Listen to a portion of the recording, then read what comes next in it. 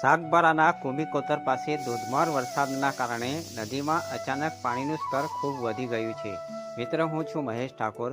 અત્યારે સાંજના 5:30 વાગ્યે સાગબારાના કુંભીકોતર પાસે નદીમાં અચાનક ઘોડાપૂર આવ્યું છે. દ્રશ્યમાં તમે જોઈ શકો છો નદીના પાણી કેટલા વેગથી વહી રહ્યા છે. પાણીના આ પ્રવાહની વચ્ચે કોઈ એક ભાઈ અટવાઈ ગયો છે એવું લાગે છે, પરંતુ તે સુરક્ષિત છે એવું પણ અનુમાન કરી શકાય છે. આવી પરિસ્થિતિમાં નદી કે પુલ નજીક ના જવું જોઈએ. ગમે ત્યારે પાણીનો જે પ્રવાહ છે એ વધી શકે છે અને મુશ્કેલી સર્જી શકે છે, તો સુરક્ષા રાખવી જરૂરી છે.